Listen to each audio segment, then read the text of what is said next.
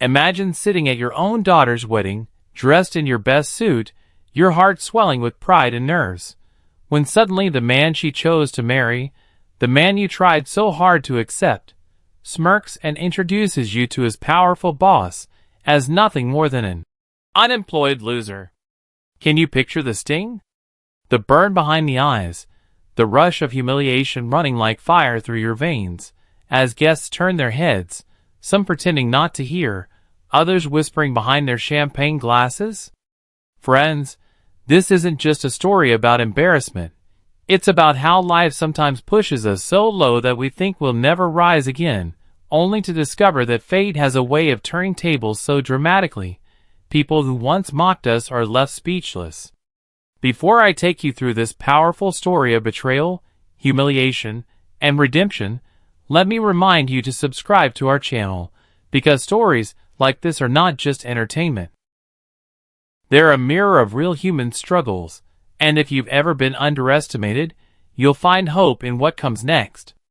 It all began months before the wedding, when my daughter first brought Daniel, her fiancé, home to meet me. He was the kind of man who wore his confidence like armor, the type who checked his reflection in every glass window, and seemed to believe the world owed him admiration. My daughter, sweet and trusting, was smitten, blinded by what she thought was ambition and success. I stayed quiet, because she was happy, and as parents, we sometimes swallow our doubts to keep our children smiling. But deep inside, I sensed something wasn't right. He asked me casual questions about my work, and when I told him I had been between jobs since the company downsized last year, I saw that flicker of disdain in his eyes, quickly hidden by a rehearsed grin. I knew then that he judged people not by their character, but by the titles they carried. And though I prayed he'd treat my daughter better than he treated me, I was wrong. That day of the wedding, as he stood in front of wealthy guests, puffing his chest and bragging about his connections, he introduced me to his boss, a sharp-looking man in a tailored suit, as my fiancé's father, an unemployed loser who spends his time doing nothing useful. The words hung in the air like poison, and in that moment, my chest tightened, not just from shame, but from anger. But what Daniel didn't know, what no one there knew, was that I was carrying a truth so powerful, it would shake the entire room when it finally came out. The silence after his words was deafening, broken only by awkward chuckles from a few guests, who weren't sure whether to laugh or look away. My daughter's eyes widened, her smile faltering as though she couldn't quite process what her soon-to-be husband had just said. I saw her glance at me, searching my face for pain, maybe even forgiveness, but I kept my expression calm, even as rage simmered underneath my skin. Inside, I was screaming at myself for not warning her sooner, screaming at the world for reducing a man's worth to his paycheck, and screaming at Daniel for humiliating me in front of people who barely knew me. But I had learned something in life. Never let prideful fools see you break. My hands folded behind my back, I gave Daniel's boss a polite nod, introducing myself with dignity, because I refused to confirm the insult he had hurled at me. What none of them realized was that though my company had folded months ago, I had quietly built something new from the ground up. Sleepless nights, empty bank accounts, and endless doubt had plagued me, but I had finally struck gold.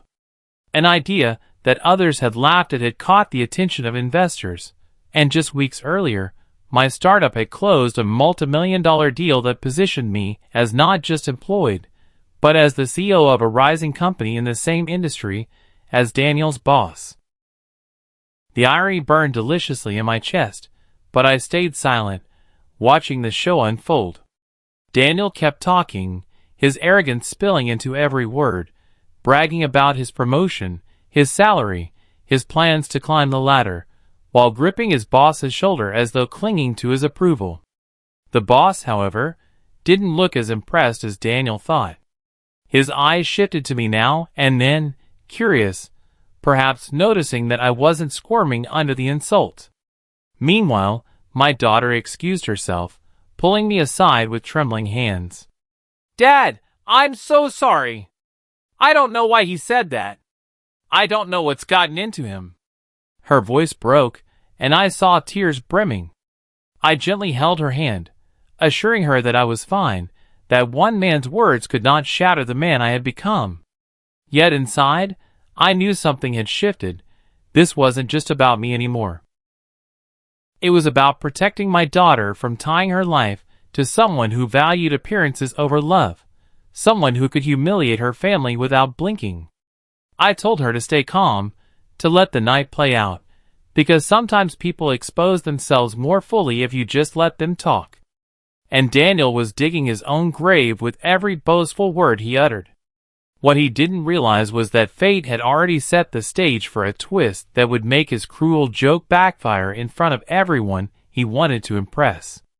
As the reception carried on, laughter and music filling the decorated hall, I could feel the weight of Daniel's insult hanging in the air like a storm cloud waiting to burst. Guests tried to move on, some pretending they hadn't heard, but the whispering never stopped.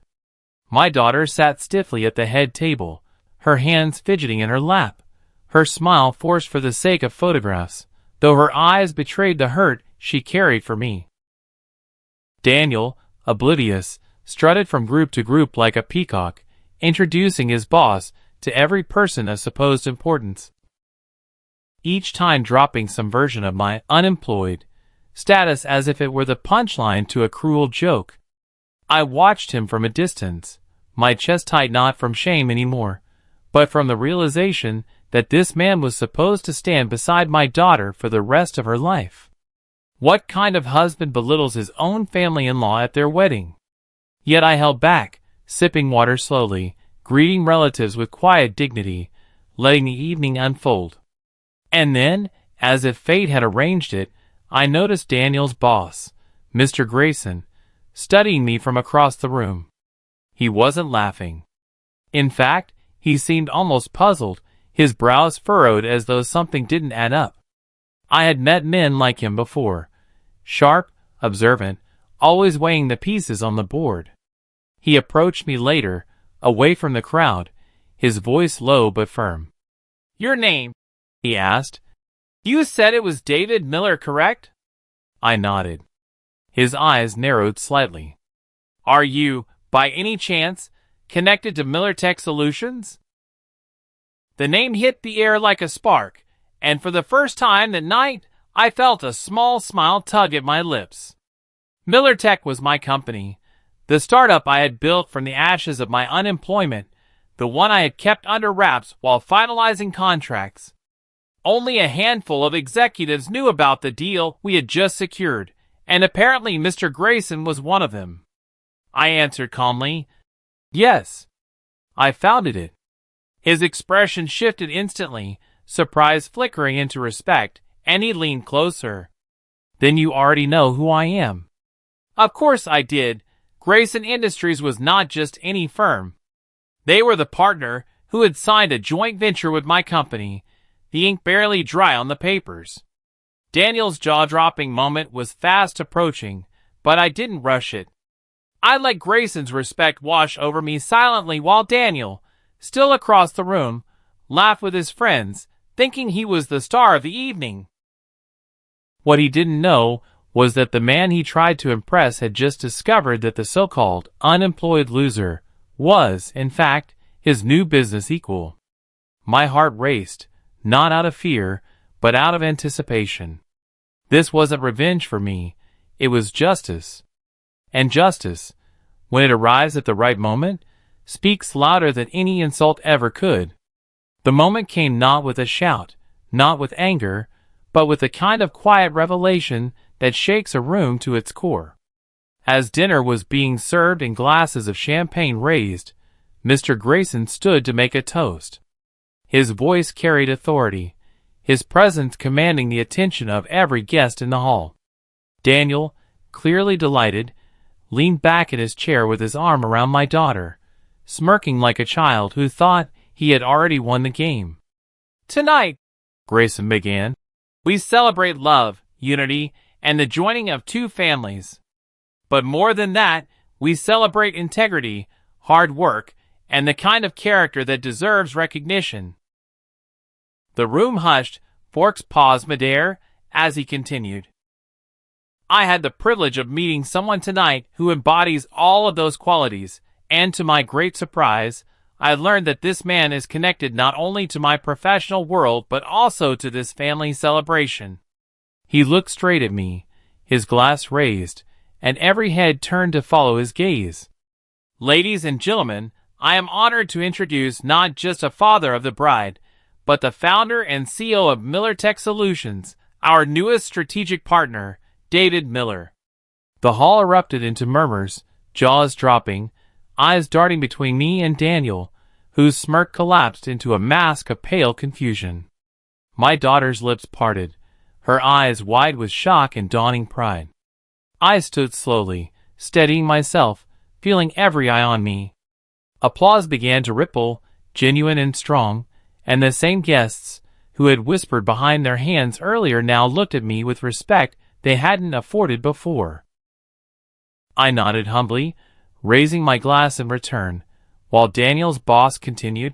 "For those unaware, Miller Tech has recently closed a multi-million-dollar deal with Grayson Industries.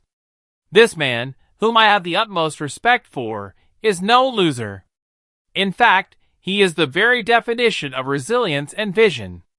The words struck like thunder. Daniel's face flushed red, his hand slipping from my daughter's arm, his mouth opening and closing like a fish gasping for air. Guests glanced at him, some shaking their heads, others chuckling quietly at the irony of it all. He had tried to build himself up by tearing me down, and instead, he had dug his own grave in front of his boss, his friends, and most importantly, my daughter. I looked at her then, her eyes shimmering with tears, but this time, they weren't tears of embarrassment, they were tears of pride. In that moment, I didn't need revenge. The truth had spoken for itself. The room saw me not as Daniel described, but as I truly was. And Daniel, the man who had tried so hard to impress, had been exposed as nothing more than a shallow braggart whose arrogance had backfired spectacularly. The applause eventually quieted, but the weight of the revelation lingered like a spotlight that refused to dim. Guests returned to their meals, though their conversations buzzed with excitement, each one replaying the moment in their heads. Meanwhile, Daniel sat rigid, his face drained of color, his eyes darting between me, his boss, and my daughter. His arrogance had vanished, replaced by the nervous twitch of a man who realized too late that his mask had slipped. My daughter turned to him slowly, her expression no longer one of blind adoration, but of piercing clarity. "Why would you say that about my father?" she asked, her voice trembling yet steady enough for those at the table to hear. Daniel stammered, his usual confidence gone, his words tripping over each other, as he tried to excuse it as a joke. I didn't mean it like that, sweetheart. It was just a bit of humor, you know." But the more he spoke, the more hollow his words sounded, echoing in the ears of guests who had witnessed the cruelty behind them. My daughter pushed her chair back, her voice rising now, steady with resolve. "A joke? Humiliating my father in front of everyone on the most important day of my life? Calling him a loser when he's worked harder than anyone I know? If you think that's funny, Daniel, then you don't know me. And you definitely don't deserve me." Gasps filled the room. My heart clenched, both proud and heartbroken for her, but I stayed silent, knowing this was her choice to make. Daniel reached for her hand desperately, but she pulled it away, standing tall before him. "If this is how you treat family, if this is how you treat people you claim to love, then I won't tie my life to you. Not today, not ever." Her words struck like lightning, and the room erupted again, this time not in applause, but in murmurs of shock and awe. Daniel's boss shook his head, clearly disgusted, and quietly excused himself, leaving Daniel to flounder alone. My daughter turned to me then, tears streaking her face, but her voice unwavering as she said, "Dad, I choose respect over status. I choose love over arrogance. I choose to stand by you." She threw her arms around me, and I held her tight, my own tears spilling, not from sadness, but from a profound sense of vindication and love. The wedding did not end as planned. There was no first dance, no honeymoon send-off, but it ended with truth, clarity, and a daughter who realized her worth and the worth of her family. As we walked out together, hand in hand, I felt lighter than I had in years. Daniel's voice faded behind us, pleading, begging, but it no longer mattered. He had revealed who he truly was, and my daughter had the courage to walk away. In the end, I hadn't just been introduced as an unemployed loser. I had been revealed as the man I truly was. A father, a builder, a survivor, and above all, someone whose worth could never be defined by the arrogance of others. And for that, I silently thank fate, because sometimes the cruelest insult becomes the loudest stage for the truth to shine.